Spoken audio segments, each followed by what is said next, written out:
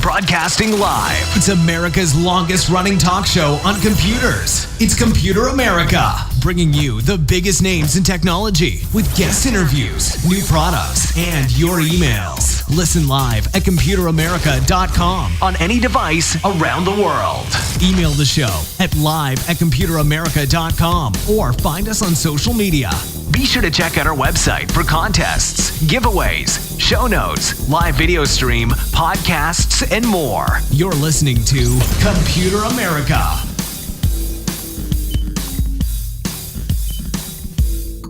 Hello and welcome into the Computer America Show. We are the nation's longest running, nationally syndicated radio talk show on computers and technology. Thank you for joining us. I'm your host, Ben Crossman, and I hope all of you are having a wonderful day because today is entirely dedicated to computer and technology news. And spoiler alert, we will be discussing, of course, Apple. That seems to be what's on everyone's mind because of a very obvious fact that they have lost a lot of imaginary money. Emphasis on imaginary, but when your stock price drops, and we're going to quantify the numbers because I think these numbers are so big that even just mentioning them doesn't do them justice. But yeah, when you lose about 38% of your stock price over the course of 90 days, that has people wondering what's up. So we're going to talk about how much money they lost, why they might have lost it, how's it looking in the future. Apple, of course, being the poster child for a successful tech company. Admittedly, they've been, kind of competing with Amazon for who's the best of the best companies out there in the tech world. But I will say that Apple has taken a beating, and we're going to really dig into why. So everyone, again, welcome into the Computer America Show. Before we get started, first things first, computeramerica.com. That's where you'll find anything and everything having to do with today's show, including show notes, any articles, videos, anything, links. We will include all of that at our website. While you're there, check out the social media contest brought to you by Logitech, as well as the live video stream, which you can also find over at twitch.tv/Computer America. Check all that out. And in the meantime, sit back, relax as we get into today's news. So, let's see. So obviously, like I said, computer technology news. We're going to focus on Apple for the first bit and see how long that takes us because it's a pretty big story. So here we go. Computer and technology news.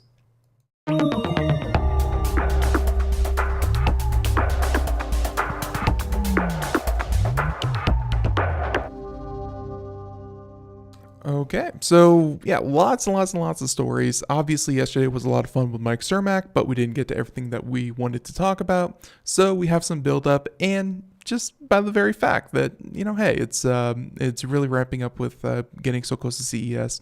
But as I said, first things first, Apple. Apple is interesting. So let me pull up all the articles that we have found about Apple and why this is such a big deal. So let's see. So it's Netflix, Comcast, Samsung. All right. So we'll start with these two, and then I believe we had one more on top of this, but Apple. This one coming to us from CNBC, and this is obviously CNBC does kind of more focus on the markets, the money, that kind of thing. Actually, whoa, there we go. So obviously, before we, kind of get started, I have to say, we're not an investing show. We don't tell you how to invest in stocks or anything like that, but we are a tech show, and stock price does have some influence over what happens at the company. And yeah, so don't take any of this as, buy or sell or anything advice wise, things like that. But let's get into it. Apple just lost to Facebook, and if you're wondering what that means, well, Apple, over the course of 90 days, 38% of their stock value. If you're wondering what that means for one of the cash richest companies, one of the highest valued companies in the world, I think second only to Amazon, or still first in the entire world. What that means is that they have lost the entire market value of Facebook. Yes, that other company that we talk about all the time being so powerful. They have lost the entire market capital of a Facebook since 3 months ago. They said that the market value decline since peak exceeds value of nearly any U.S. company. That's right. And really, let's see, I think I read a quote saying that Apple's loss of market capital is greater than, check this out, is greater than any of the 496 of 500 Fortune 500 companies. So other than like the top 4, including Apple itself, obviously, they have lost that much money. And in some cases, I think it was like they've lost 5 McDonald's. Think about how ubiquitous and how much market capital McDonald's has. Apple has lost 5 of those since 90 days. Now, a couple of things before we get started here and talking about some of these numbers and trying to, and by the way, it was 3, not 5. But before we start to quantify these numbers and what they really mean, let's obviously get into a couple of things. So the first one being that when we talk about market capitalization, that has to do with the fictitious number of revenue, of brand, of hard assets such as manufacturing lines and things like that, stores, actual physical things, as well as things like subscribers and just anything and everything that has value to a company, to Apple, is factored into market capitalization. And that, of course, goes up with your stock price. Your stock, does better and better because, well, people invest in you and they see, whatever. The point is, market capitalization is not real money. No one so far, if no one has sold any shares of stocks, no one has really lost any money here. This was all kind of fake money. This was make-believe money. This was imaginary money that was attributed to Apple. And that is what we're talking about losing. This does not mean that Apple has lost $446 billion in 3 months. No, it just means that imagine if they sold everything for top dollar, that would be what they lost. So imaginary money, just to be clear. Now, again, this article coming to us from CNBC, saying that Apple shares have fallen more than 38% since October, and they said with this market cap down about $682 billion, down to about $682 billion, those losses are larger than the individual value of 496 members of the S&P 500. That's right. This singular company has lost more in value, again, imaginary value, but still value, has lost more in value in 3 months than the entire value of Facebook and JP Morgan. Again, this article here really does a good job of trying to put these numbers into perspective, because this is something to take note of, and we're going to get into the reasons why this has happened, but you really have to understand the scope of just how far this has gotten. So first things first, and again, this is according to the article, to put Apple market value plunge into context, $446 billion is more than twice the size of Wells Fargo. That's right. Imagine just 2 Wells Fargos just vanishing right there. Pretty crazy. They said that it's more than 3 times the size of McDonald's, 5 times that of Costco, and 10 times that of Raytheon. Yeah, all those companies, obviously, mainstays, huge companies. No one is saying that Apple could purchase, a Wells Fargo. They probably couldn't. But it just goes to show that these kinds of numbers, while still in the what if territory, it's still real. This is still something for investors to keep an eye on. So Apple gave a sudden warning to investors on Wednesday afternoon, lowering its fiscal first quarter revenue guidance. And this was what led to the 8% drop earlier today, was that Apple said that, I think they said that they were going to miss, and this is one of the reasons why it dropped so much, they were going to miss sales of iPhones by like $9 billion as expected. And again, this is one of the reasons why this imaginary money, kind of matters and kind of doesn't at the same time. They were valued at X amount because they were expected to make Y amount of money. But then when they didn't make Y amount of money, the amount of X, or at least their X amount, dropped. It just shows that, people were expecting one thing, the expectations were off, so they readjusted the value. And there you go. Nothing was actually lost or sold. It was just the fact that, expectations weren't met. So again, let's see. So Apple CEO Tim Cook's letter to investors blamed a variety of factors for the guidance cut, including declining iPhone revenue and China's weakening economy. So obviously, one of those gets into politics with tariffs and things like that. That does play a rather big role. Apple and China and the U.S. market play a huge, are very, very interlocked. Obviously, almost all of Apple's productions happen overseas. So when parts, labor, importing, exporting, things like that get into play, that's going to hurt the value of the company greatly. But the other thing that we wanted to talk about here, and this is kind of piggybacking on this article from Motherboard that kind of points this out, and this is the really interesting part from a tech consumer point of view. Motherboard, Vice, Jason Kopler saying that Tim Cook to investors, people bought fewer new iPhones because they repaired their old ones.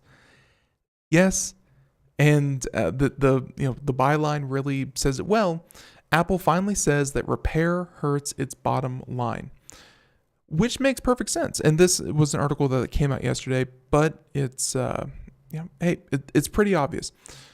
For Apple, who is in the business of not really even repairing iPhones, that's kind of a side gig. They have to support the products that they put out. Otherwise, if they don't support them, who would?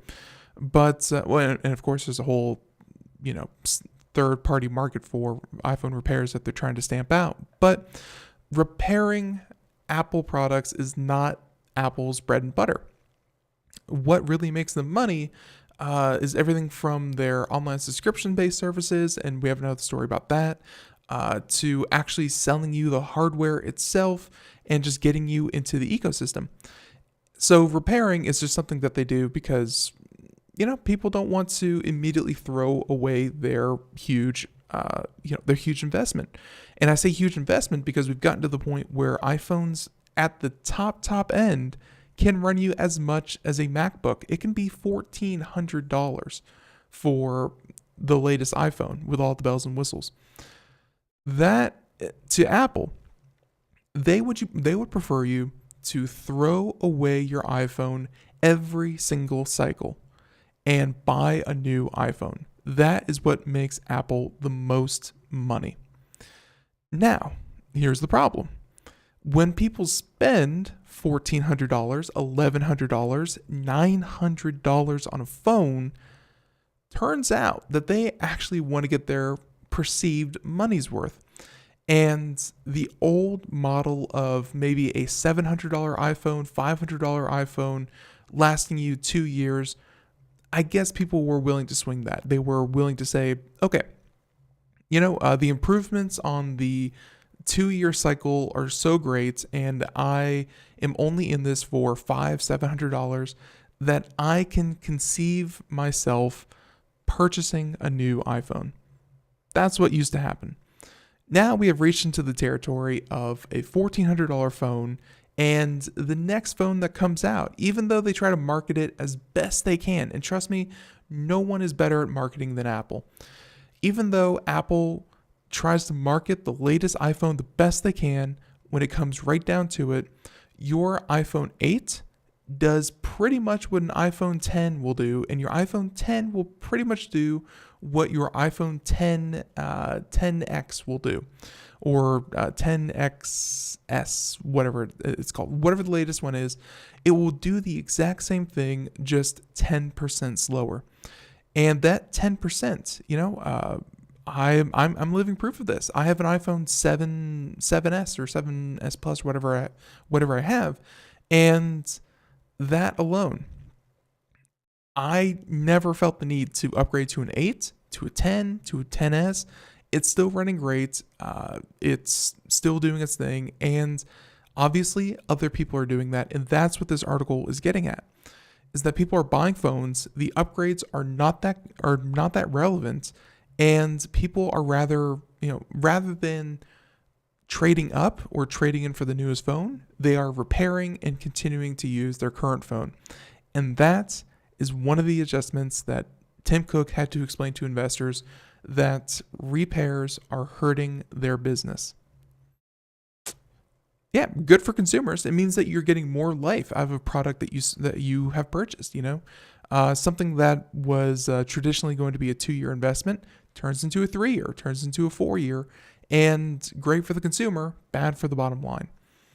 And really, you can't blame anyone but Apple themselves for when you build a device. Like, I'm not saying that you build a device to fail after 2 years, but when you continue to raise the price, $1,400, $1,100, $1,000 for these products, they stop becoming an attractive item to upgrade if what you currently have is good enough. Apple was very good in, over the past decade to explain to people that what you are currently using is not good enough. You really need to get rid of what you are currently using. Nowadays, the same argument does not hold a lot of weight. So they said that Apple has long fought efforts that would make iPhones easier to repair. We have talked about that many times, the right to repair, who really owns the product that you pay for, the difference between software updates and software repairs and hardware repairs.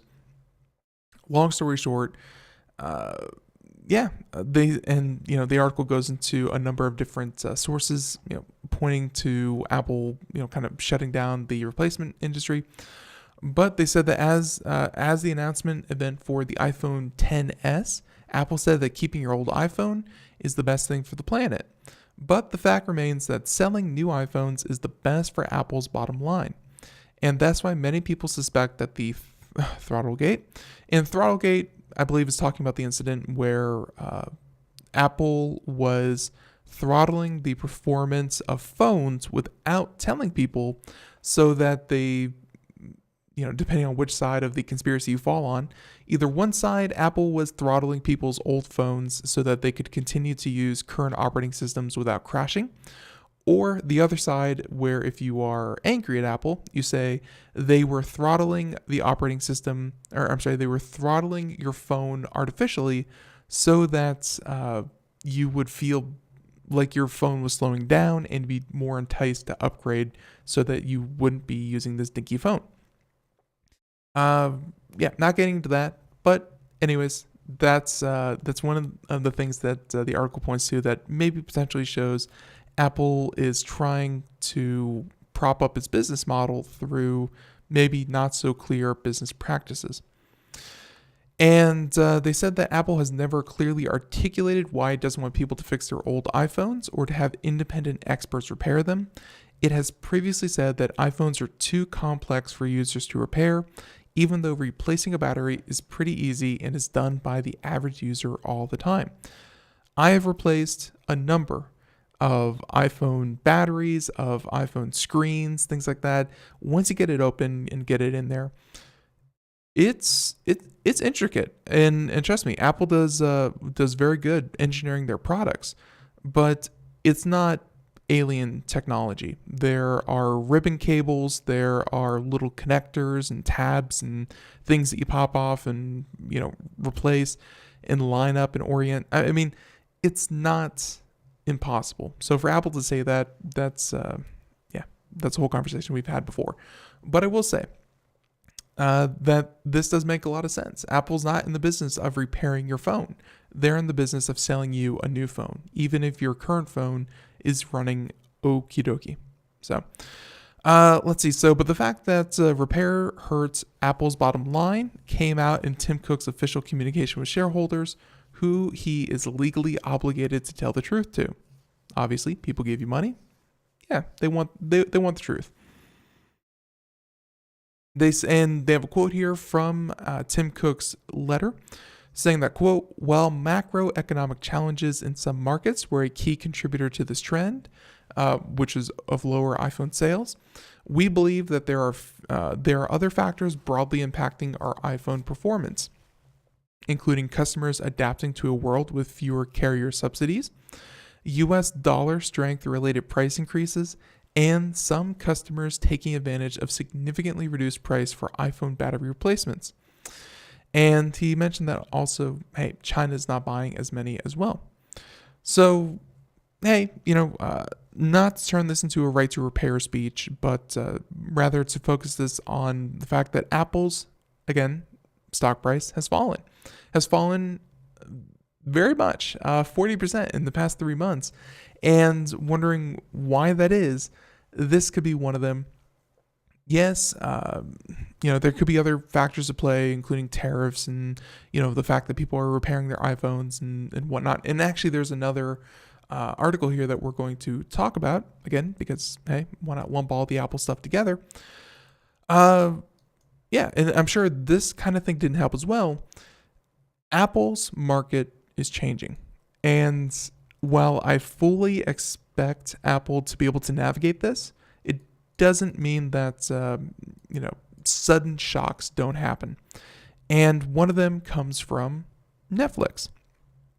So kind of in the same vein as Fortnite, if you remember what Fortnite did for the Apple iTunes Store, or at least, I'm sorry, not the Apple iTunes Store, but for the Google Play Store.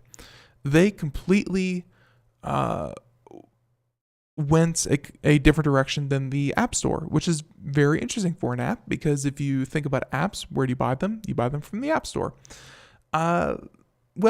Fortnite was big enough that they decided that they did not want to give Apple their 15%, 30% cut, whatever it was, and had people download the app directly from their website. It's risky. It paid off for them. They saved a lot of money. And of course, Fortnite is still as popular as ever. Kind of in the same vein, we're looking at Netflix in this case, and back to Apple. Netflix delivers a blow to Apple's services story by ending in-app subscriptions. So, yeah, obviously, Netflix, you will no longer be able to subscribe to Netflix through Apple, and thereby Netflix is bypassing Apple, and hey, just means that they don't get their little chunk of money whenever people subscribe to Netflix. Which, again, I think Netflix is big enough. I think enough people know that Netflix.com exists and that they can go out there and get a subscription to Netflix through their browser. It's not a lot of other apps can do this kind of thing, but Netflix is certainly one of them. So they said that Netflix will no longer offer in-app subscription purchases for users of iOS devices like iPhones and iPads. And they said that the change cuts off a substantial amount of revenue for Apple at a time when it is working hard to encourage app developers to adopt in-app subscription model when it depends on its services business to tell a growth story to its shareholders. Really, one of the biggest leaps and bounds that made Apple's stock price surge so much over the past year was, yes, the overall economy and so many other things, but one of the biggest things was that its subscription services, its iTunes and other services that you really don't buy, you just kind of pay for monthly, or the Apple Cloud or iTunes or whatever, that was doing so well that it really dragged the hardware sales up and up and up. It made the rest of the company bearable, and or at least it made investors say, the rest of the company is good enough, and this is doing amazing, so Apple is doing amazing. So this is a pretty big hit. They said that subscriptions have been a major focus for Apple of late, and we're not going to get into that whole thing, but essentially, let's see. So Apple takes a 30% cut whenever someone subscribes through through the Apple services to whatever app. So if it's a $5 subscription, Apple takes 30% of that, and 70% goes to the developer. They said that, but the portion was reduced to 15% once a user has remained a subscribe for a minimum period of time. So let's say if you're a subscriber for Netflix, you were with Netflix through Apple for 6 months, that price drops and obviously gives incentive to companies to continue to push the subscription through Apple so that they save money in the long run. But here we go. They said that in recent earnings reports, Apple has highlighted its service business as its big growth area. Obviously, you want that to continue to grow. And according to data from Sensor Tower, saying that Netflix grossed about $853 million in the iOS App Store in 2018, where at about 15% platform take, that means that Apple made about $120 million in revenue as a result. Apple could lose that $120 million in revenue because of Netflix's decision. And should the subscriber number be similar in 2019? Note, though, that the estimate does not account for existing users who will enjoy legacy support for the payment method until they next interrupt their automatic payments. So Apple's still getting paid for that, depending on how many people continue to do that. I think overall, this doesn't really affect their bottom line right now, but it does show a continuation of what we saw with Fortnite, where app developers, services, games, other platforms are deciding that the App Store, it's a cool place and we definitely want to be on it, but we don't have to.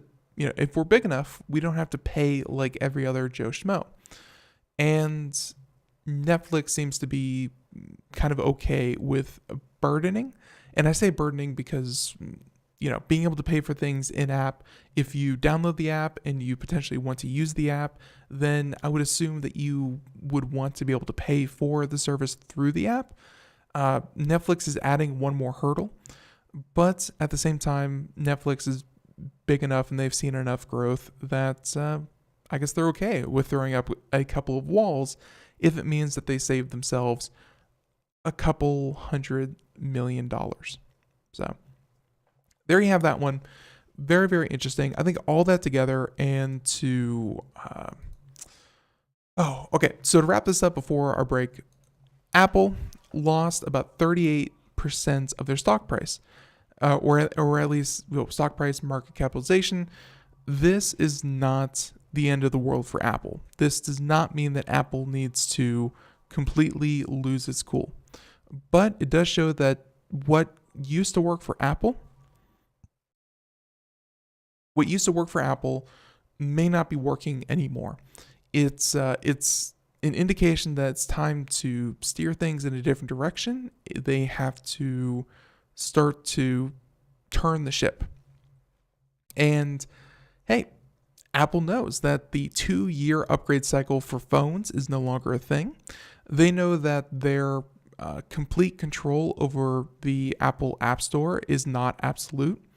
And they need to start to adapt. And what that looks like, does that mean that they actually start to innovate in hardware again? That would be exciting. Does that mean that they provide better services? Hey, who knows? Maybe they could do it. But what used to make them money hand over fist is currently keeping them afloat. And it's time to really look out there and look at the current field and say, what can Apple do better that its competitors weren't? And one more thought to keep in mind. Obviously, the stock market, we don't follow that very closely here on the show, but suffice to say, if you have been following, the entire stock market is down across the board, like a lot, like 10% or something like that. So it's down a lot. That means Apple is down as well. There we go. That means Apple is down as well. So Apple's not alone in feeling the pain. Everyone, we'll be right back. More Computer America, computer and technology news right after this. Everyone, stay tuned.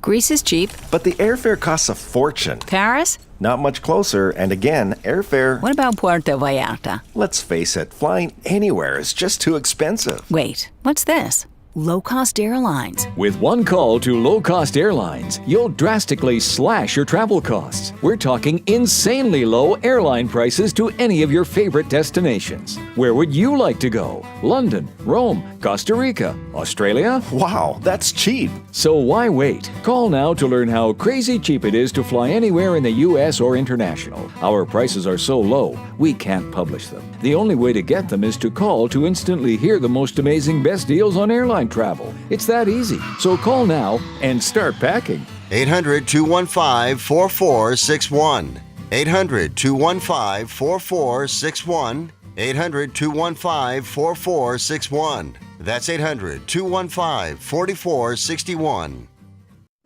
We are all Brother Wolf. 10 years ago, a group of locals banded together to create positive change. We took animals into our homes, held adoption events at local retailers, and talked to the community about our mission to help build a no-kill Asheville. A decade later, we have achieved so many victories for animals in need. There's been so much progress, yet there's still so much to do. As part of our year-long celebration, we encourage you to become a member of our special Compassionate Circle program. With a monthly donation of $10 or more, you will have behind-the-scenes access to the work we are doing at Brother Wolf. Our goal is to reach 1,000 members because we receive no government funding. Working together, we can help build and sustain no-kill communities. Learn more at compassionatecircle.bwar.org. We are a 501c3 tax-deductible organization.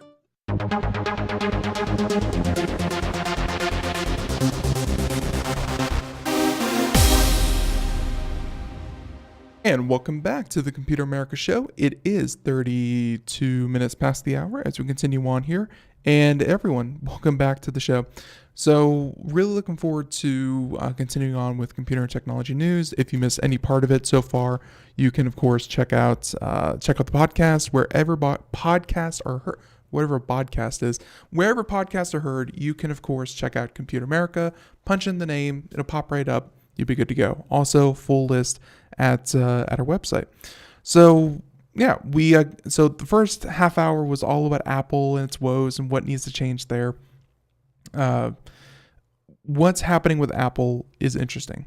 It's, as we said before, it's not the end of the world, but it is something. So definitely going to be keeping an eye on that. But in the meantime, we have a lot of different stories here, and looking forward to talking about a lot of these because, hey, this is we have a lot of stories about like hardware and stuff like that. So I think we're going to do that. And what is the most important hardware you can possibly think of? And if you said the hamburger, you are correct, because this is a technology we've been following here on the show. It's not strictly technology, though it does use technology in some sense, where the Meatless Beyond Burger. something that was invented in like Silicon Valley and was really, really championed by people because it was the idea that you could eat a burger and it would be made with a meat substitute, but not vegetarian. Well, actually, it is vegetarian, but when you eat it, it tastes and chews and feels, and for all intents and purposes, it is a meat burger without the horrible part of, killing a cow for it. Well, this is exciting because the meatless Beyond Burgers are coming to Carl's Jr. restaurants. Hey, it's pretty cool. They said that, and this is coming to us from John Finkus and Gadget, and yeah, the competition in lab-made veggie burgers is heating up, where the Beyond Burger, and we've talked about the technology before. If you don't know about Beyond Burger, it's kind of like your typical veggie burger, but instead it uses, I want to say like hemoglobin or hemo something. It's like a substitute found in the roots of some particular plant, and it simulates the taste and the texture of muscle and blood and that kind of thing, but again, completely vegetarian. Don't worry about it. They said that order a $6.30 Beyond Famous Star, and you can eat a vegetarian burger that tastes much like its conventional beef counterpart. And they said that you can also add $2 to add a Beyond Patty to other burgers on the menu. That's the cool part. Being able to eat these things and to actually, I don't know, and for them to taste good, I guess, is the big part. We've had veggie burgers for the longest time. I remember eating one long ago, and there's a reason why I ate it long ago. Eating a pressed rice patty is just not a good substitute for burgers. But this promises to be exactly that, and for a reasonable price. I'm not saying that traditional burgers are, like, if they're $2 cheaper and they taste the same, most people are still going to go for that. But hey, if the price gets somewhere around that, then, or even similar, and hey, it's a new technology as it comes into its own, and more people start to produce it, and things get streamlined, then hey, if it's the same price, it's just one kills an animal and one doesn't kill an animal, which one are you really going to pick? Hopefully most Computer America listeners out there are not psychopaths and you make the clear choice. Now, they said that the most reliable way to snag a Beyond Burger in the US was to buy a pack at Whole Foods. Now you can grab one on impulse when you're out on the town. So you can already eat Impossible Burgers of various sizes at White Castle, Hot Daddy, Umami Burger, and other well-known regional chains. So hey, this may be a little bit of an advertisement, but I'm very happy to see that Beyond Meat, the Impossible Burger, these other products that are meatless meat alternatives they're really coming into their own. And if you've seen any other literature pertaining to the economy or anything, climate change, things like that, that's a big deal. So anyways, that's the first hardware one. The next hardware, we're just going to go ahead and jump right into it. And yeah, here we go. They said that, LG, you know them, they make TVs. But this latest TV may be something a little bit out of your price range, but it's okay, because what is out of your price range today becomes out of your price range tomorrow and next year, but then maybe 2, 3, 4 years down the road, maybe it's just barely in your price range, and 5 years later, hey, it's all you can buy. So being able to see what's at the top end of the scale really gives you an idea of where TVs are going, whether or not you even ask for it. So leading LG's range this year is the first 8K TV. One is, and there's two here. They say that the first one is an 88-inch so 8.8-inch Z9 OLED, and a 75-inch SM99 LCD. So yeah, obviously the top of the top, the 8K 88-inch OLED is going to be the most expensive, but alas, hey, they're still throwing LCD a bone.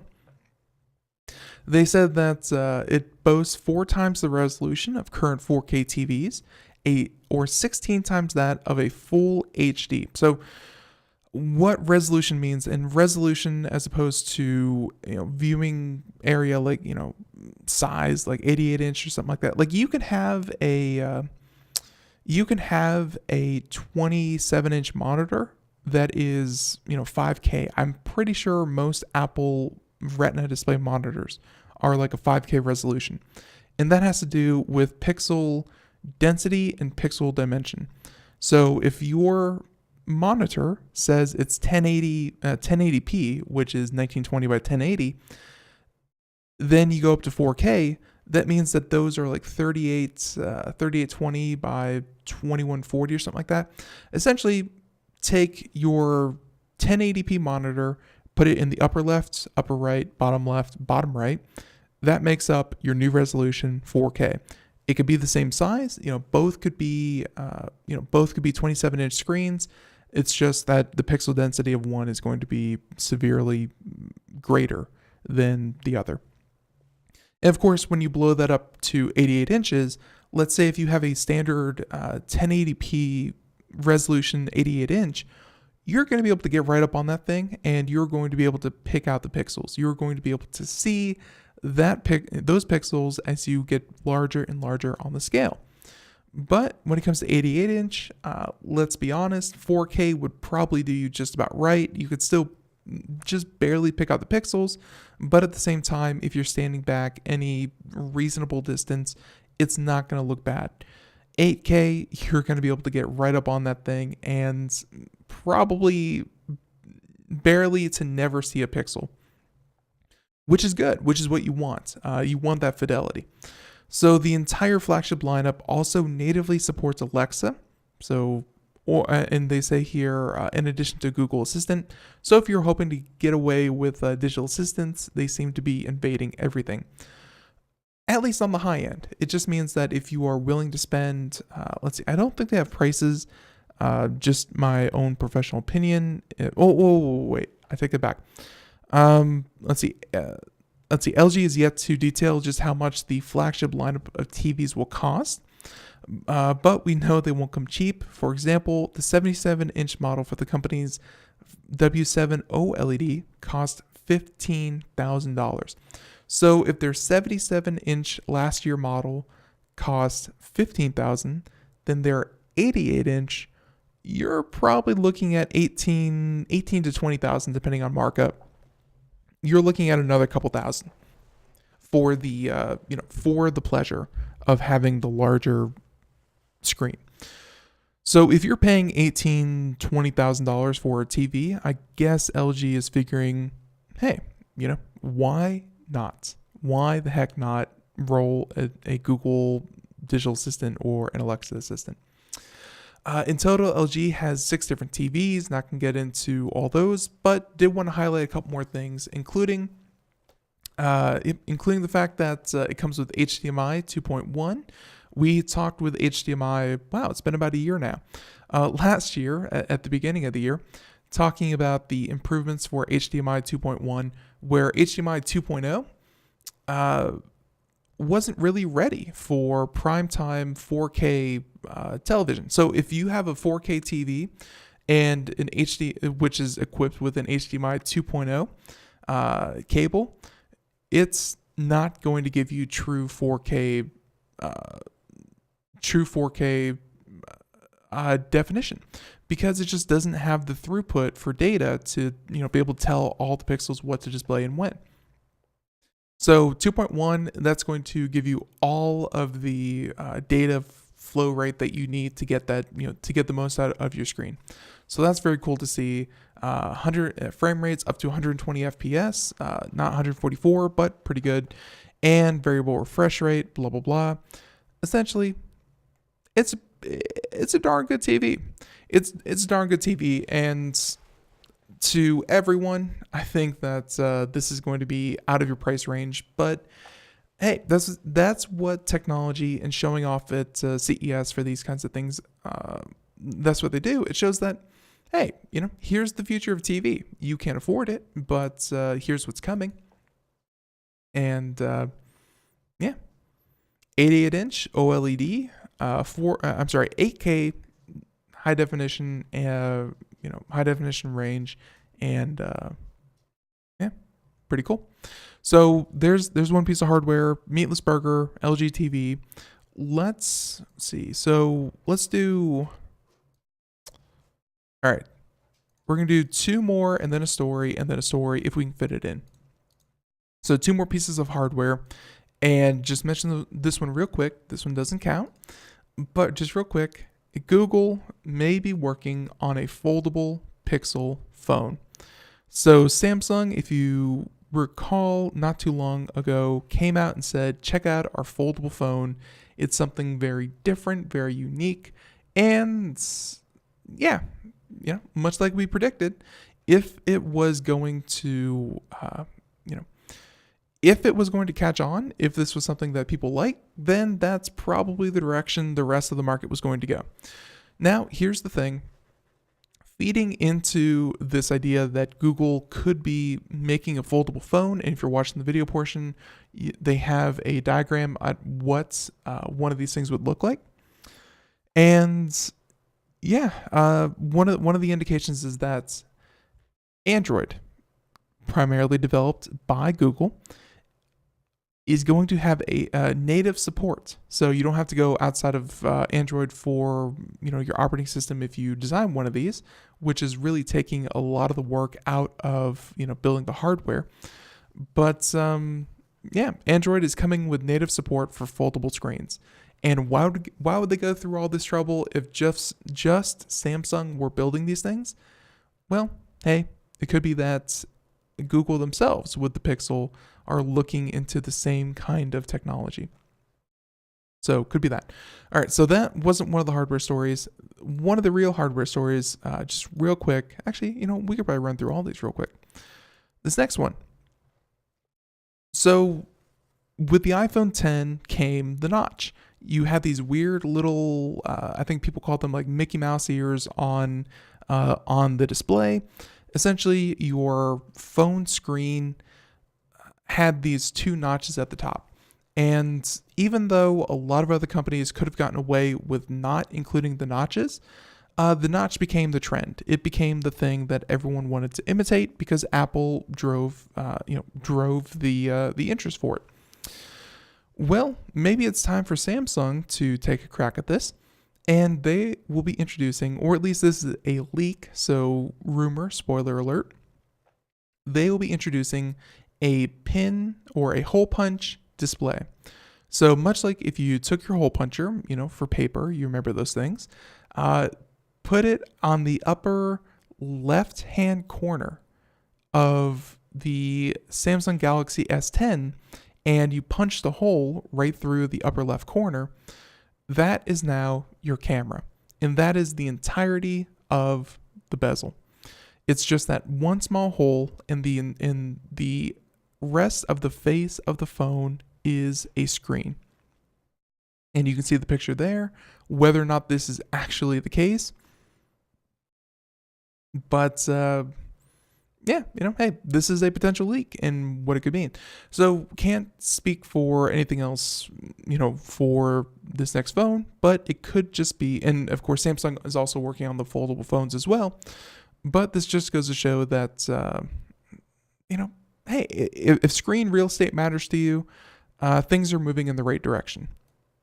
Bezels are no longer, kind of an unexpected thing. And this last one, the super high quality camera for Red, actually, we're going to go ahead and skip over that. So let's talk about this one. This one's pretty cool because it combines high tech with something that I think people were really going to start worrying about. And this has to do with art.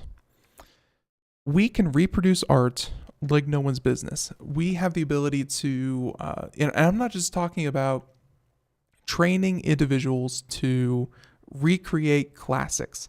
Hand painting, these kinds of things are important, but also having them go through machines or being digitally recreated and then just printed as if they were lifelike. There's a lot of ways to recreate art, but hey, identifying what's a recreation and identifying what's real, or forgery from real, that was going to start getting very difficult. Well, until maybe now, and thanks to artificial intelligence. This coming to us from MIT Technology Review. This AI can spot art forgeries by looking at a single brushstroke. That's right. Where a new system can break a work down into individual brush or pencil lines and figure out the artist behind it. And they said that detecting art forgeries is hard and expensive. Art historians might bring a suspect work into a lab for infrared spectroscopy. I'm sure I said that wrong. But anyways, they do all this other stuff to it and really a huge battery of tests that hopefully don't harm the painting and otherwise tell if it's a forgery or not. By just telling if it's, if the paper's the right age, if the paint's the right age, if it's, wearing correctly, so on and so forth. But this AI, it turns out, doesn't need any of that. It can spot a fake just by looking at the strokes used to compose the piece. And this is in a new paper, research from Rutgers University. They said that it's a document how their system broke down almost 300 line drawings by Picasso, Matisse, another very famous artist who I recognize the name but am not going to take any attempt to say it, and other famous artists into 80,000 individual brushstrokes. Then a deep recurrent neural network, or an RNN, learned what features the strokes were important to identify the artist. So essentially, this is not to tell some unknown person's art from, this is not to take any piece of artwork and say this was the original and this was the copy, but this is for, some of the most well-known artists out there. And they said that the researchers also trained a machine learning algorithm to look for specific features, like the shape of the line in a stroke. This gave them two different techniques to detect forgeries, and then combined the method proved powerful. Looking at the output of the machine learning algorithm also provides some insights into the RNN, which acts as a black box. And they said a system whose outputs are difficult for researchers to explain. Essentially, they're able to look at just very minute details, and thanks to all of these images, 80,000 different images that they were able to compile and, kind of compare and learn, they're able to look at a fake and look at the real thing and go, this isn't right. And it doesn't even have to explain itself. But they say that this doesn't match a Picasso. So therefore, there's a 80% chance this is not a Picasso. This is something that, this is not something that will completely replace humans. But again, just like cancer research bots that are doing, or cancer AI that is doing the exact same thing, saying that this is a high probability of cancer or this is not cancerous by taking the sum knowledge of all the data put into it. It's a tool that's going to be used to help identify and speed up the process. So very, very cool. And as for the question in the chat room, can it make me a fake Picasso or does it just identify? Clearly this is just to identify. So yeah, it's like I said, they have amazing ways to recreate photos and paintings already. But we were getting worried that what happens when recreations are almost imperceptible from the originals. And I mean, hey, it's great if you've ever wanted to own a Picasso, but if you own an original Picasso, you want to keep that value in, you want to keep that value. And by being able to tell that this is true and this is fake, hey, That's a big part of the art world. So, speaking of the art world, last article we're going to do, and I'm actually kind of interested in this one because it really goes to show that how do you put this? So we're not going to be able to get through all this, but I don't want to say that cable companies are the enemy. But much like Apple and what they explained with repairs being harmful to their bottom line, having it seems like telling the truth to their customers is bad for the bottom line for cable companies. And this is where this article comes in. This is from Ars Technica, John Brodkin, and the lies Comcast allegedly told customers to hide full cost of service. And a Minnesota Attorney General seeks refunds, saying thousands of Comcast customers were harmed. This obviously having to do with Comcast. Saying a new lawsuit filed against Comcast details an extensive list of lies that the company allegedly told customers in order to hide the full cost of service. You may know this, and of course, sometimes when interacting with these cable companies, you may be wondering, wow, why is no one doing anything about this? Where, you see these random fees tacked on and your promotional rate of, let's say, $30 a month for television, suddenly you're paying $45, and you're wondering, what the heck, what are all these fees? I wasn't warned about this. Well, let's get into this. The complaint alleges, among other things, that Comcast reps falsely told customers that the company's regional sports network and broadcast TV fees were mandated by the government and not controlled by Comcast itself, essentially shifting the blame. And therefore, when you bury the lead like that, well, hey, you don't have to do anything about them. When you say it's out of your control, even though it's completely within your control, you don't have to do anything about it. They said that these two fees, which are not included in Comcast advertised rates, have gone up steadily and now total $18.25 a month. And those are, again, fees that, hey, they said that it was the government, and at the same time, it was completely not. It's just added onto their service, as in misled the consumer. Comcast has responded to some lawsuits, including this one, by saying that the company had already stopped the practice that triggered the court action, but Minnesota says that Comcast lied about the sports and broadcast fees continued into 2017, which is after Comcast knew about the alleged actions. And here's the thing. When an organization as large as Comcast does something like this, this really has, an analogy to this would be, I think it was, there was a bank, and I don't recall exactly which bank, so I'm not going to say, just so I don't hurt anyone's feelings, but there was a bank that was opening, accounts that people didn't need. They were issuing credit cards that people didn't ask for. There were practices by the sales team of this huge multinational bank, and the people, and of course, the higher up said, wow, those rogue agents, how dare they do that to try to meet their quota, when in reality, this was company-wide policy. It was kind of hush-hush, don't say, but if you want to keep your job, you're going to do it. Same thing with Comcast. When you operate in all 50 states, when you are one of the largest, if not the largest provider of cable in the country, and every one of your reps are pushing the same line, for them to say, oh, wow, we just found out that they were doing this and we put a stop to it immediately, don't be mad. That argument doesn't hold a lot of water, because this was obviously mandated by a very, very high up position to push this, to make money, and to essentially, lie to people. They have a quote here from the Attorney General. I'm not going to read that.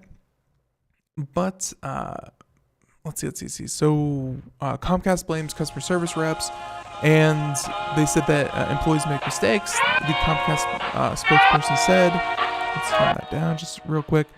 And he said that employees may go off script and incorrectly characterize things, but that is not in line with the policy, essentially saying it's the reps. But at the same time, it's hard to believe that every rep across the country was able to say that. But everyone, music means that we're done.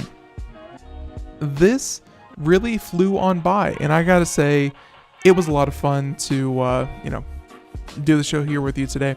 And if you miss any part of it, again, check out the podcast. It's today's show in its entirety. Tomorrow on the program, let's check this out. So tomorrow we have on the show, we need to double check and triple check, make sure this is right. But if everything goes well, we're having a company called Enway on the show, where we will be talking about real games in real time and probably a video game service. We're going to hear all about it. But in the meantime, tomorrow, Enway, everyone, tune in. If you're excited about video games, check that out. And thanks for tuning in. Bye, everyone. Have a great day. Thank you. Have a good one.